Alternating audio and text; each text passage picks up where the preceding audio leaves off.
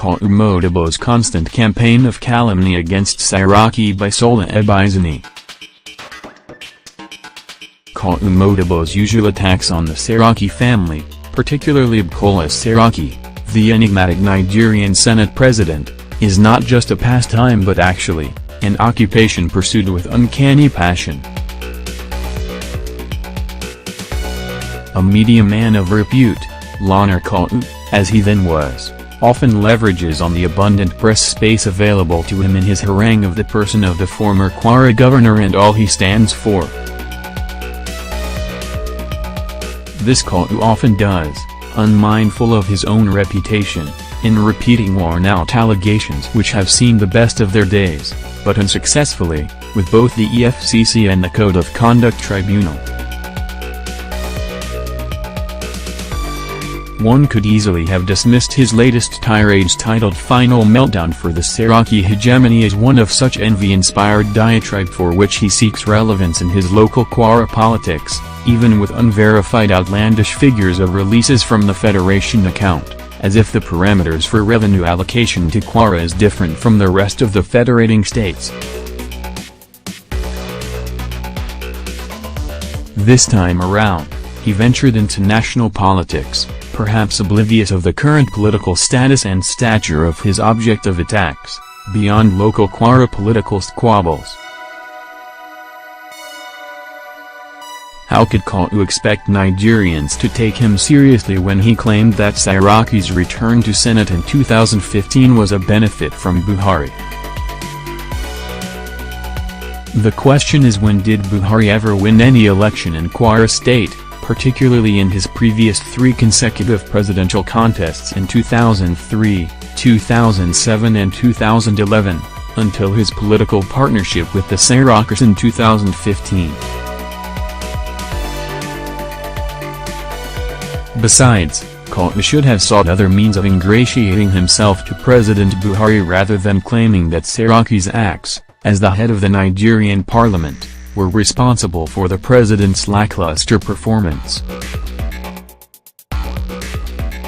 For the information and education of Kawu and his cohorts, if anything qualifies Bukola Saraki as the hero of Nigerian democracy, since Buhari's presidency, it is his unmatched capacity to steer the ship of the National Assembly, in a way that he and his colleagues wittingly weaned our democracy from the dictatorship of the president. Not only can these salutary endeavors be diminished by the whims of anyone, they have certainly taken Bukola Saraki far away from the local Kwara boy of Kawu's fixated perception. The much fuss by Kawu about the loss at an election could only diminish his learning and understanding of democracy, its precepts and workings. While he admitted that the Saraki political group, which has become an institution or hegemony, as he would love it reference, has dominated Kwara politics for upwards of 4 decades, one begins to wonder the big deal in the group's performance, however low, in the current elections.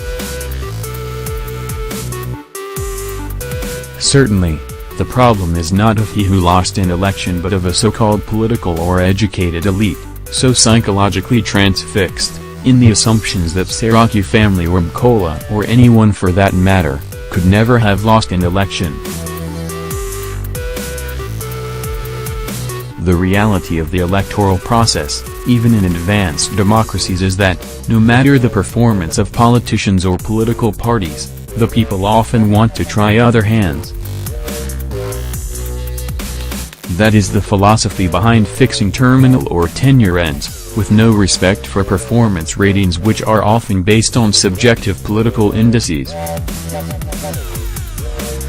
This is the rationale behind the "enough is enough" message as the dominant campaign mantra in the current electioneering process in Kwara.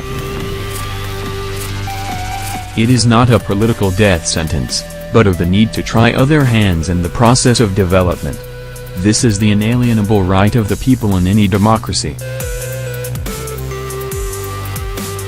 It is instructive that Saraki has demonstrated statesmanship in his reaction to the electoral events, while those who should devote their time and energy to their vision in the daunting task of governance, are rather preoccupied with obsequious analysis.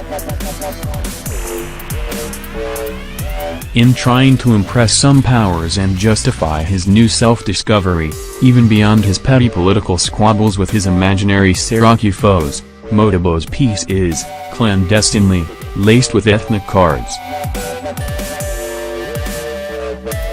It is evident in his patronizing references to our people and our state which pervades his diatribe, that he reckoned not with some ethnic groups in the state, particularly the Yoruba majority. This observation is strengthened by my personal interaction with Kawu with relation to his perceptions of Kwara politics and its complex ethnic relationships, which the Saraki group has long managed with almost magical dexterity. For instance, Kawu's reference to traditional rulers was only to emirs and never a mention of Obas, whose Yoruba people are the indisputable majority, or the rulers of other tribes like Nupe and Barma, as if Kwara is a typical northwestern state. In the same vein, he would have wished that the Constitution of Nigeria be amended so that Kwara Central Senatorial District be reflected as Ilorin Emirate. No wonder, part of Saraki's offenses, according to Kawu, was also that one or two of his aides or a personal assistant of a minister from his camp are allegedly persons from a neighboring Yoruba state.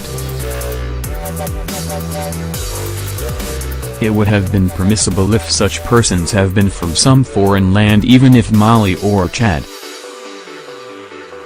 While reveling in what he saw as political revolution in Kwara, he mischievously and deliberately avoided the otage message of the revolution because of his repulsion for the language and angst for its Yoruba ethnic nationality. I had engaged Modibo during the 2014 National Conference, of which we were both delegates, on why he changed his name from Olanrewaju, with which he was known back in school and later as a broadcaster. His reply was that he then recently discovered that his parents were Malians or Futajalan migrants to Ilorin. His other weird comments on the history of Ilorin and its ethnic settings are also in tandem with his disdain for the Yoruba, and which has since dictated his views. He has forgotten that in Ilorin, the location of one's father's house and the family compound also say a lot in how his father came to be a claimant to being a part of the compound. We live the interpretation of this symbolism for Kawu to decide his own place in his family compound. Kawu may only take notice that, in its fullest essence, the ignited otage revolutionary fire will not be limited to democratic politics but will sweep through the land initially created as West Central State, uprooting every hegemony, even those perpetuated by centuries of falsehood. Neither the Saraki family nor Bukola is infallible as humans, in the same way there will never be a public administrator immune to criticism. I have only viewed the Sarakas from the distance and only more closely observed Bukola recently with my involvement in the Atiku campaigns. All over the country, he not only added value to the campaigns, which he led as Director General, he also came up as the hero of the people. In the Southwest states, for instance, the crowd would teasingly insist on his addressing them in the Yoruba language, which he did admirably. In other parts of the country as well, he was applauded. He exudes humility and was warmly received, contrary to the image of a man seeking obeisance from people as he is being mischievously presented by Kawu. Yet in his mutually contradictory opinion, which smacks of untold vendetta, part of Saraka's offenses, according to Kawu, was the success of the family even when they have no royal blood in their veins. The Saraki family and its political machine are a case study, not only in Kwara but, in the politics of Nigeria. Abubakar Sola Saraki was Senate Majority Leader during Shagari's presidency of the Second Republic. Not much was known of him in the First Republic and the military politics thereafter, but during Babangida's Third Republic, he contested in the presidential primary of the SDP before he and the likes of Shuyerjua, Alofali etc. were banned by Babangida.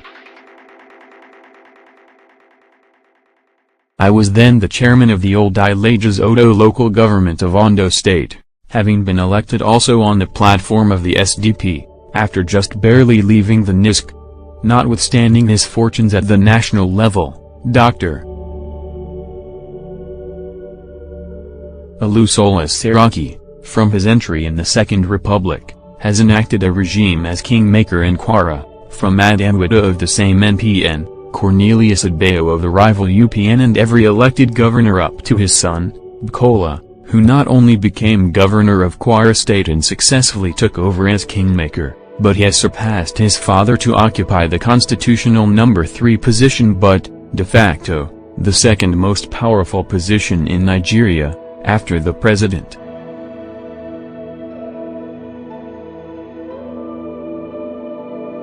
Without prejudice to the achievements of his predecessors, Bukola Saraki's Senate presidency has been the most eventful but challenging in the face of the gang-up of the president and his party against him.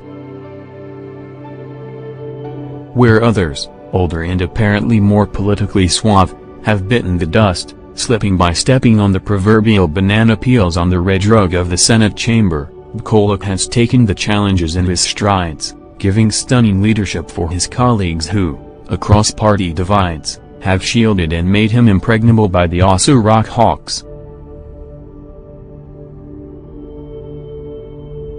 In the final analysis, it seems rather gullible to pronounce a man, still in his middle age, politically dead and embark on singing his Nunkadimitis over a momentary electoral hiccups, at a time his star is just illuminating the national political firmament.